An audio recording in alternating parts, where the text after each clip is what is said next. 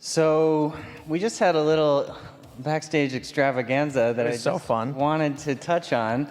Ben. Sure.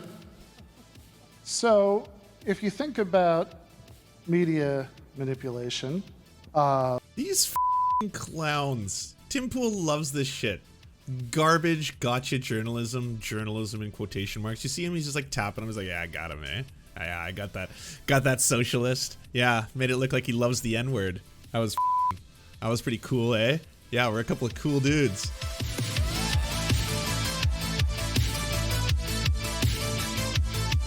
Bring on the BB, Ben Burgis. James O'Keefe.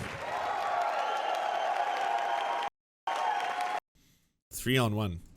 If you missed our coverage of this yesterday, you may not have known this, but Ben Burgis got ambushed. Yes, that's right, ambushed. Right before they go out on stage, Ben Burgis got Veritas. He got James O'Keefe. He came out of the shadows with like fucking fuck ton of cameras. They had a lot of angles to question Ben Burgis as to why he's okay with the N-word. That was pretty much the extent of the argument. It was like, Ben Burgis, why do you love the N-word so much? Why do you love screaming the N-word all day? Why are you nervous if I ask you about how much you love the N-word? And what it turned out was that Ben Burgis had defended a union's right to be able to stand up for their employees, even in the event that they've done something horrible, like call someone the N-word.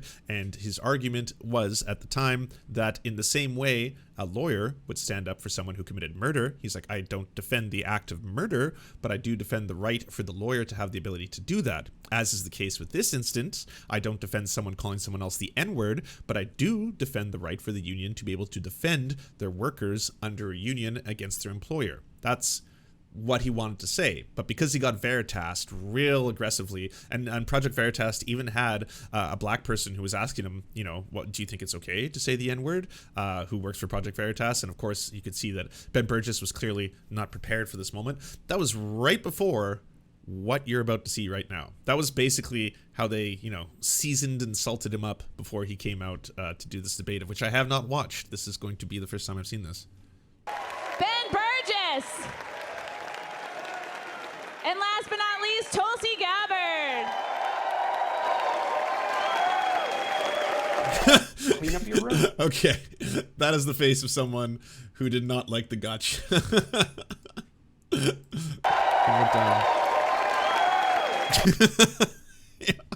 Oh, I'm sorry, Ben. That sucks. I mean, not gonna lie to you, I expected nothing less from James O'Keefe. Nothing. That was completely 100% on brand. But holy shit, yeah, I would be just as choked. I would be like, motherfuckers. Yeah. All right. Well, you don't want a fair fight? I'm not gonna give it to you. Tinde Selderine, thank you very much for the subscription. Appreciate it.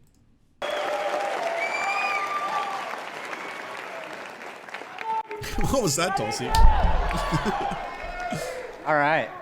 So when you guys wake up in the morning, you got your coffee, you look at your computer, you look at your phone.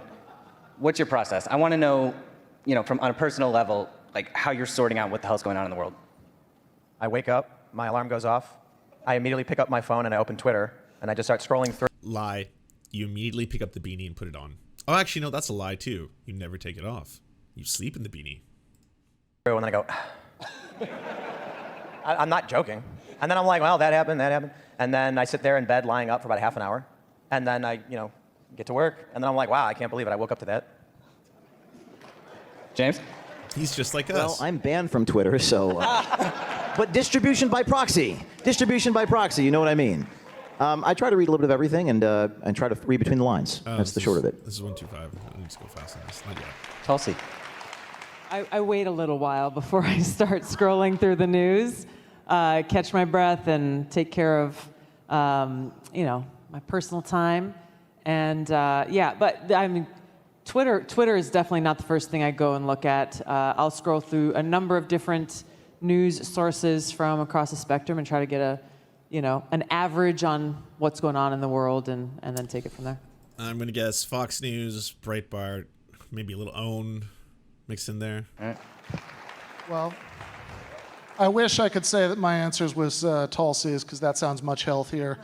But the sad reality is I'm much closer to Tim. It's such a depressing way to start the day, though, guys. But to be fair, Twitter actually is good when you're not just arguing with people. You know, so there's real value in Twitter in that I have a list of people I follow, news organizations, activists, and personalities, left, right, and center. The Daily Mail, Andy No, Jack Pacevic, just on loop and repeat. And so when I wake up, I'll see what CNN said, then I'll see what maybe the Examiner said, and then seeing both perspectives coming from, you know, establishment or maybe a left or a right source, then I'll have to figure out which one is actually closer to the truth. That's how I start. You know, far leftist publications, CNN, and the Examiner. Find the Breaking truth down in the the middle stories. there. So we just had a little backstage extravaganza that I was so just fun. wanted to touch on. Ben. Sure. So if you think about media manipulation, These fucking clowns. Tim Pool loves this shit. Garbage gotcha journalism in quotation marks. You see him, he's just like tapping him. He's like, yeah, I got him, eh? Yeah, I got that socialist. Yeah, made it look like he loves the N-word. That was pretty cool, eh? Yeah, we're a couple of cool dudes. then, and you particularly, if part of your concern is about social media manipulation, is about censorship, then you should think, well, okay, if you actually care about understanding the source of the problem, if you care about solutions, then you should think about what are people really worried about. We live in, despite being a wildly economically unequal society that's not very democratic in many ways, we live in enough of a democracy that by and large people aren't worried about getting arrested. What are they worried about? They're worried about getting fired. Why are they worried about getting fired? Because the majority of Americans work in at-will employment situations in non-unionized workplaces where the boss can fire them at any time with no recourse and no due process. If you agree that this is a problem, right? And if you don't agree with that, I don't take you seriously on free speech. If you agree that that's the problem, what's the solution? Well, every member of every worker in every workplace in the United States should be a member of a union, because when you're a member of a union, you actually have due process. You actually have an organization that will represent you when you're accused of wrongdoing, the same way that a lawyer will represent you when you are accused of wrongdoing in the criminal Interesting, there was a Hannibal collapse there. I guess a couple minds were changed. justice system. Have you ever been in a union? So people By the way, I am going to add before they start poking holes in this that I would say, broadly speaking, you're not on a daily basis worried about being arrested. However, that is a fear that is obviously a lot more prominent and preeminent for people who are of color in the United States, black people, indigenous people, Latina, you name it. If you are a black trans person, you have a very, very high percentage of having both encounters with the police as well as being arrested or facing jail time, like extraordinarily high. However, yeah, I'll let them do their due. aren't going to be afraid of getting arbitrarily fired. So, in thinking about this, leading up to it, I was watching a series of videos that Mr. James O'Keefe here did early in Project Veritas, where Yeah, he did a video. It's true. I've seen it. No, absolutely. So early in Project Veritas, where what is he doing? Is he sending in his little hidden cameras to CEOs meeting to talk about union busting strategy, or generals talking about drone strikes? No. He's surveilling ordinary working class people in order to demonize unions to make it easier to fire people. So he did this series called New Jersey Teachers Unions Gone Wild. And in that series... Yeah. You're in the leopard's den, Ben. Thanks for the free advertising. Yeah. No, I think... Yeah, clearly not in a room full of people who are already very well versed in your current product, sir. Thanks for getting the word out. By the way, I have some poetic justice for Ben Burgis at the end of the segment that is going to be quite a shocker to all of you and probably get me in a lot of trouble with James O'Keefe. Everybody should absolutely watch these videos to understand who and They what should. James is. And in these videos, he's doing two things, right? So one of them is he's asking union officials, oh, would you defend me if I did this? Would you defend me if I did that? Which is like asking a lawyer, would you defend me if I was accused of murder? Would you defend me if I was accused of double murder? Yes, that's what a lawyer is, and it's a good thing that you can't be in prison arbitrarily. It's a good thing you can't be fired arbitrarily. And in one of these videos, out of the many, many sleazy things he did, we didn't highlight this in the clip we did on my show. I wish we had. But in one of these videos, I do wish I had because I think it's an instructive case. So in one of these videos, he's talking about a teacher who was accused of saying the N-word, and then I don't remember exactly what the disciplinary... Do you care about being in trouble with O'Keefe? Kinda. He doesn't play by the rules. I mean, he's willing to literally break the law in order to get the story he wants. I mean, I'm not really worried about him catfishing me because I'm in a really great relationship. I actually love my partner and we have a great time. So I'm not worried about him setting up some kind of CNN style sting where it's like, hey, we have a date for you with this beautiful woman and she just wants to go on at least 5 or 6 dates with you and wants you to obviously get really plowed with liquor while you're on these dates, and then she's just gonna ask you a whole bunch of personal questions. But don't worry, it has nothing to do with the fact that we're secretly recording you and then we're gonna put this live later as a gotcha. But it's because she loves you. Process were, but they didn't completely lose their job.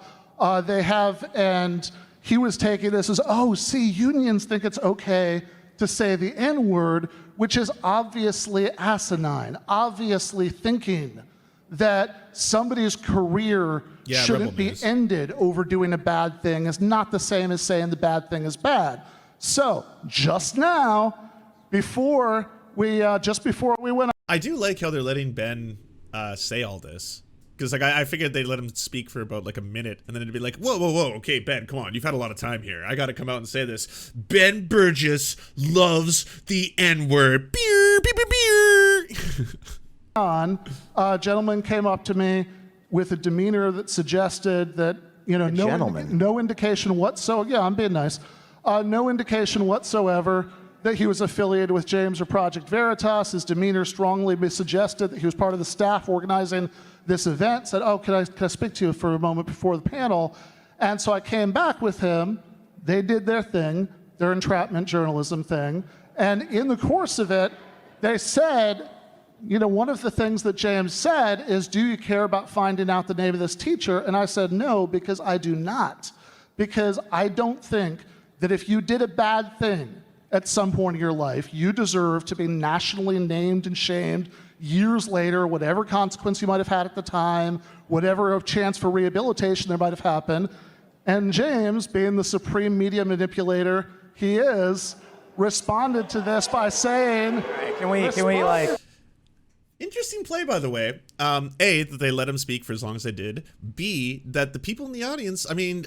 That's a really hard pill to swallow. You can't have a person who postures about free speech, getting to the source and truth of all things, and at the same time be called out that directly and be like, this dude doesn't give a fuck about free speech, about calling out the elites, about holding the powerful accountable. He actually does legwork for them. He wants to get people fired from their jobs. He wants to get people exposed and shamed for life. He cares a lot about cancel culture. He's a cancel culturalist. What do you have to say about that, James? And then the audience is obviously a little bit like, don't know how to respond. No.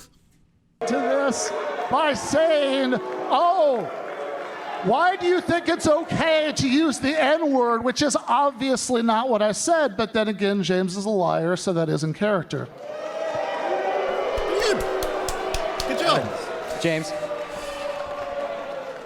So the video can't allege anything. It's an inanimate recording. It quoted the woman, Alyssa Ploshnik, a union official in New Jersey, saying the N-word. She actually said the word. And she said that no one claimed she didn't. Oh wow, you got me here, James. Oof. Wasn't really prepared to deal with these facts and logic. Yeah, damn. the teacher was still teaching after calling the student the N-word. As a journalist, isn't it a journalist's ethical duty to find out who that teacher is and report it?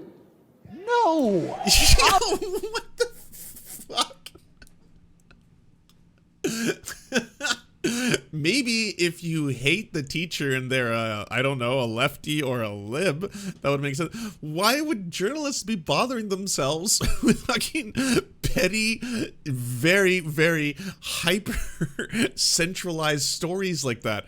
Do you know how many shitty teachers there are across the world? I mean, there's thousands in Canada alone. I know a couple from going through the public school system. There's a lot of shitty teachers. Do I think journalists should be spending their days going after shitty teachers? No, the parents and the school district should. That, like, what are we talking about here? Do you know, like, would we ever learn about anything that was happening in the world if every single journalist was like, yeah, you know, could report on what's going down in Ecuador right now, could run that story.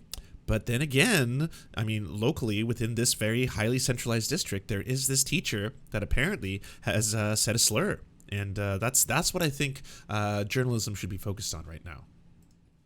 Obviously, All right. Hold on. Duty of a journalist. Bring it in, Tim. You started this conversation with a political ideological statement from you about the importance of unions, completely irrelevant to media manipulation.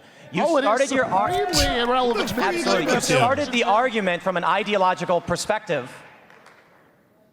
Tim has this new persona, and it's this kind of like this big mad persona. Like you've all heard the clip that I play all the time on the channel, right? But he's got this new thing. He never used to be this kind of like. You keep saying, but my kids need food, and now inflation is here, and there's food shortages, and your kids aren't eating, and the schools are indoctrinating your kids. So he gets big mad, and part of that now is people like it's resonating with his audience. Like you can see in the super chats and the thing that goes by, it's like, man, Tim is such a badass now. Like he just calls people out. He doesn't take shit from anybody. Like he'll get so angry at these fucking assholes. He's willing to put in the time. Facing the boot of the authoritarian fascist government. And he's so hardcore, you know, like fucking Tim. And like you see this now, right? Like he can say utter gibberish. That's the shitty thing. He can come in front of a whole bunch of people right now, pull out the mic and be like, you started with an authoritarian statement. Stop, Ben, you are lying. You're lying to all, and that'll resound. You get a whole bunch of people in the audience who are like, holy shit, fucking, you just bodied that fucking communist, goddamn commie. Yeah, go back to Russia. Perspective about media. Have you ever been in a union? Just side question. Yeah. Which one? When? I was in a couple. I've been in the. Which one? I've been in the UFCW, and when I was working at Meyer in Michigan. I love it. See, this is a gotcha. Name it. If you can't name it, you're lying. And Noted and accepted. I didn't believe you. I couldn't imagine, based on what you'd said, that'd been true, because I've been in 2 unions. I was in the transport workers. I don't believe you. These are the intellectual fucking powerhouses on the right now. This is like one of the largest YouTubers on the right wing. Holy fuck. Union.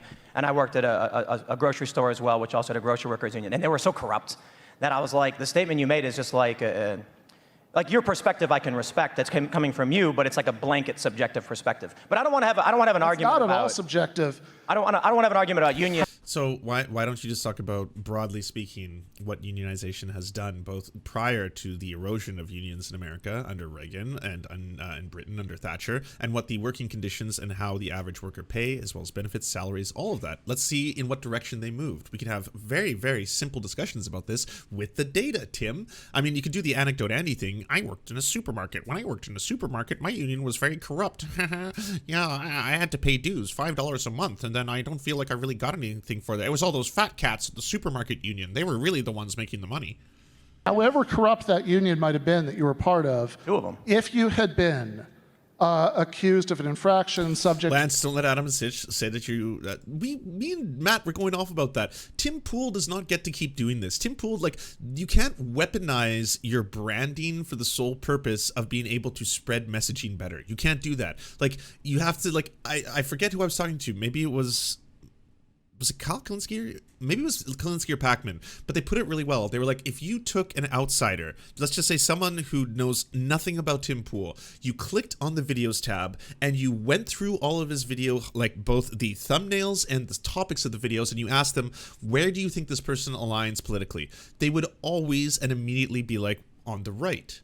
Like, it's very simple to see. Every single one of these is Joe Biden is senile, Joe Biden shit himself, Joe Biden can't walk, Joe Biden fell on the floor and pooped himself again. And then it'll be like, the Republicans are coming back, MAGA is powerful, Trump has a 20-foot cock, look at the size of it, you know? And then all of a sudden you'll like, okay, yeah, no, I get it. You've clearly got a bias in this. To disciplinary process, then you would have had the option of having them represent you in that process. That Wrong. is- okay. Bro. Bro. So I don't want to get into an argument about Bro. unions, other than to say, like, your subjective perspective. It's not subjective. Your It's a, subjective perspective. Mine, on the other hand, is a perspective that is subjective. When I worked at that supermarket, I was in a union, and they were corrupt and fat cats. Yeah. fact that the effect of unions is to give you due process. And when you're about sometimes to they be don't fired. because humans are fallible. But I digress. Okay, Issue but you here could say isn't- the same thing about having trial by jury, that like sometimes correct, it's not good a sir. good due process. So the issue is, I like how Tim's like, oof, I kind of bit off here. I didn't know he was actually going to be both angry and astute. Yes, you are correct in what you're saying. So let's pivot to something else. Goalpost. Still a due process. we're talking about media manipulation. Instead of addressing the issue of what you take with James O'Keefe, his approach, and his video, you took a few minutes to go on about the importance of unions and this. No, that was a part of it. He also went off on James O'Keefe and how he manipulates media. That was actually, broadly speaking, a large part of what he opened his sentence with. Seriousness of individuals. Right away, that's a red flag. I don't take your argument as seriously because you're trying to make a political, ideological statement, not a journalistic one. Well, first of all, He's not a journalist. He's a philosophy presser. Like, what? obviously, Tim, I am like you very much in the business of politics and ideology, but also what I was doing was I was explaining the context of the disagreement with James that caused him to do his. I'm going to be frank. I was not happy about this. I was not happy about Ben doing this. I knew that Ben was going to get Veritas. I knew that they were just going to weaponize his position as a prominent, not only philosophy professor, but democratic socialist, outspoken, one of the people who advocates for providing an argument from a leftist perspective and use it against him. So far, from what I've seen of this little four-person, not the Veritas gotcha that was, edited by James O'Keefe to look as terrible as possible.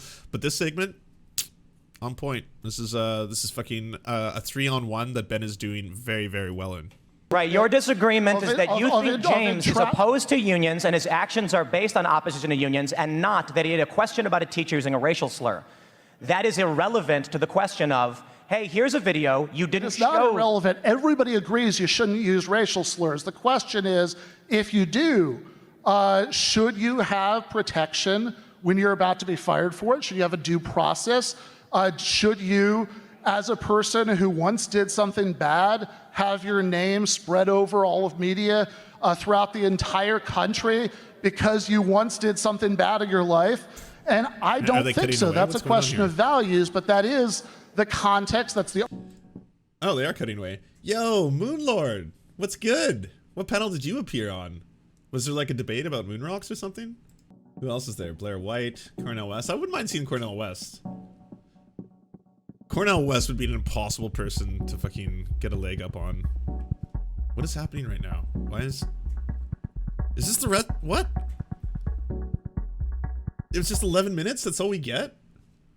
And the rest of this, why did you upload this video, Project Veritas? You scuffed pieces of shit.